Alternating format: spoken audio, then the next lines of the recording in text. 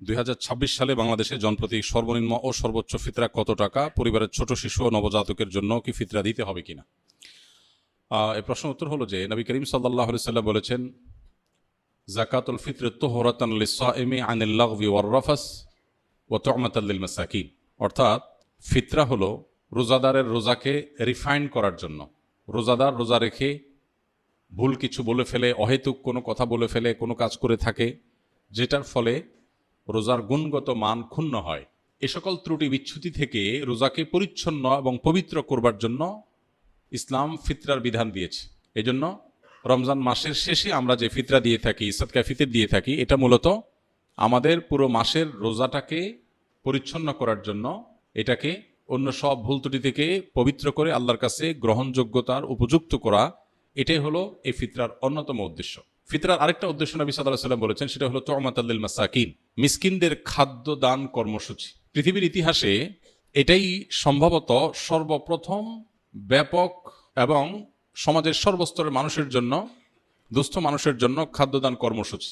আজকের পৃথিবীতে বহু খাদ্যদান কর্মসূচি, কর্মবিনিময় খাদ্য, নানান প্রজেক্টের কথা আমরা জানি, কিন্তু 1500 বছর আগে আল্লাহ নির্দেশে নবী করিম সাল্লাল্লাহু আলাইহি ওয়াসাল্লাম রমজানের শেষে সকল রোজাদারদেরকে, সচ্ছল রোজাদারদেরকে যে ফিতরা দেওয়ার নির্দেশ করেছেন, এটার উদ্দেশ্যই হলো যে ঈদের একটি দিন অন্তত সকল অসহায়, দুস্থ, গরিব, অভাবী মানুষের বাসায় খাবারের ব্যবস্থা যেন থাকে।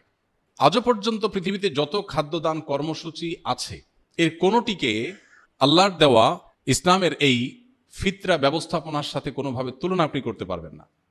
একযোগে গোটা বিশ্বের এত অভাবী মানুষের খাবার অন্য কোনো ইস্যুকে কেন্দ্র করে পৃথিবীর কেউ আজও পর্যন্ত দিতে পারেনি, যেটা রমজানকে ঘিরে ফিতরা কেন্দ্রিক খাদ্যদান কর্মসূচি মুসলমানরা গোটা বিশ্বব্যাপী করে থাকে। তো এই ফিতরা সম্পর্কে আমাদের অনেকেরই জানার থাকে, এবছর ফিতরা কত, এটার মূল কনসেপ্টটা আমাদের একটু জানা দরকার। ফিতরা কি প্রতি বছর চেঞ্জ হওয়ার জিনিস কিনা? আমরা প্রতি বছর তো ফিতরার দাম, মূল্য নির্ধারণ হয়ে থাকে। তো এটার উত্তর হলো যে ফিতরা যেহেতু খাদ্যদান কর্মসূচি, খাদ্যের পরিমাণ, পরিমাপ এটা শরিয়া ঠিক করে দিয়েছে। খাদ্যের মূল্য দিয়ে যদি ফিতরা আদায় করা হয়, তাহলে সেক্ষেত্রে খাদ্যের মূল্য তো উঠানামা করে, সেই হিসেবে ফিতরা কত হয় এক এক বছর এক একটা হতে পারে। নবী করিম সাল্লাল্লাহু আলাইহি ওয়াসাল্লামের হাদিসে গম, আটা, জব, খেজুর, কিশমিশ এই সমস্ত খাবার দিয়ে মূলত ফিতরা দেওয়া নির্দেশনা নবী সাল্লাল্লাহু আলাইহি ওয়াসাল্লাম দিয়েছেন। এখন এই খাবার কি পরিমাণ দিতে হবে, এখানে আগের যুগে যে খাবার মাপার যে বিভিন্ন পাত্র ছিল, ধামা জাতীয় বিভিন্ন সাইজের, সেই পাত্রের পরিমাপের মধ্যেও একই পাত্র এক এক এলাকায় এক এক রকম ছিল। এর উপর ভিত্তি করে সামান্য এদিক সেদিক একটু কম বেশি এর পরিমাপ এর ব্যাপারে ওলামাদের মত পার্থক্য আছে। তো আমরা যেহেতু ইস্যুতে সাধারণত যেটা সবাই করি, সতর্কতামূলক ভাবে একটু বাড়িয়ে আমরা দিয়ে দিই। তো এই হলো ফিতরা ব্যবস্থাপনার মূল চিত্র। পরে এক সময় ফুকায়ে কেরাম অনেকে গবেষণা করলেন যে নবী করিম সাল্লাল্লাহু আলাইহি ওয়াসাল্লামের সময়কার পৃথিবীতে সাধারণত পণ্যের বিনিময়ে পণ্যের কেনাবেচা হতো, মুদ্রার বিনিময়ে পণ্যের কেনাবেচা খুবই কম হতো। এখন যেমন পণ্যের বিনিময়ে পণ্য, মানে কেউ চাল দিল, চাল দিয়ে সবজি নিল, এটা যেরকম খুব রেয়ার কেস, সে যুগে মুদ্রা দিয়ে কেনাবেচাটা খুব কম হতো। বিশেষ করে স্থানীয় বাজারগুলোতে মানুষ মুদ্রা দিয়ে পণ্য কেনাবেচা যেমন করতো, আবার পণ্য দিয়ে পণ্য কেনাবেচা হতো। অর্থাৎ মুদ্রার ইম্পর্টেন্সি বা এটার ব্যবহার এখন যেরকম গোটা পৃথিবীতে ব্যাপকভাবে এটার উপরে গোটা পৃথিবী দাঁড়িয়ে আছে অনেকটা, তখন সেটা এভাবে ছিল না। এখন গরিবের জন্য খাদ্য দেওয়ার চাইতে নগদ টাকা দিলে তার সুবিধা অনুযায়ী খাদ্য কিনে নেবে, সেটা অধিকতর উত্তম কিনা, এটা হলো প্রশ্নের ব্যাপার। অনেক আমাদের মতে এটা যেহেতু গরিবের জন্য বেশি উপযোগী, তার সুবিধা মতো কিনতে পারে, এই জন্য ফিতরা মূলত খাদ্য দান ব্যবস্থাপনাই।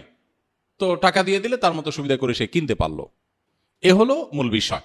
এখানে একটা বিষয় বলে রাখি, আমাদের মতো দেশে হয় অবশ্য বহু মানুষ আছে অভাবী, যাদেরকে ফিতরা দেওয়া যেতে পারে, এরকম অভাবী গরিব মানুষ আছে, কিন্তু পৃথিবীতে অনেক দেশ আছে যেখানে আসলে এরকম সারা দেশের মানুষের খাদ্য দেওয়ার মতো ওরকম উপযুক্ত মানুষও খুঁজে পাওয়া যায় না খুব বেশি। যেমন সৌদি আরবে আমি দেখেছি গরিব মানুষরা ফিতরার চাউল তারা খাবার দিয়েই দেন। সৌদি আরব উলামা কেরাম টাকা দিয়ে দেওয়া এর প্রবক্তা নন, তারা খাদ্য দিয়েই দেন, সাধারণত চাল দিয়ে দেন। তো এখন একজনের পক্ষ থেকে তারা 2 কেজি 2.5 কেজি চাল দিয়ে দেন, ফ্যামিলি কয়েকজন হলে ওইভাবে তারা বস্তা করে বিক্রি করেন।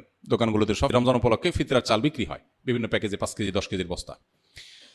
তো আমি দেখেছি যে সেখানে গরিবরা অনেকেই চালের স্তূপ হয়ে যায়, কারণ গরিব তো খুব কম, ফিতরা তো সবাই দিচ্ছে আর সবাই তো চালই দিচ্ছে। তো এমনও দেখা গেছে যে গরিব মহিলা উনি পিক আপে করে মসজিদের সামনে আসছেন চাল কালেকশন করার জন্য, এবং এটা কমন চিত্র সৌদিতে। সবাই যে পরিমাণ চাল দিছে, উনি পিক আপ রেখে দিছে সামনে, রেখে বসে আছে, সবাই চাল এনে এনে ফেলে দিচ্ছে, পিক আপ স্তূপ হয়ে গেছে। পরে এই চালটা কি হয়, বাংলাদেশি ইন্ডিয়ান যারা সেখানে শ্রমিক বা প্রবাসী আছেন, অনেক সময় দেখা যায় যে চাল দাতা কিনেছেন 30 রিয়াল দিয়া, ওই যে মহিলা বিক্রি করতেছে 15 রিয়ালে, প্রবাসী বাংলাদেশি বা অন্য যারা আছে তারা সেটা কমে কিনে নেয়।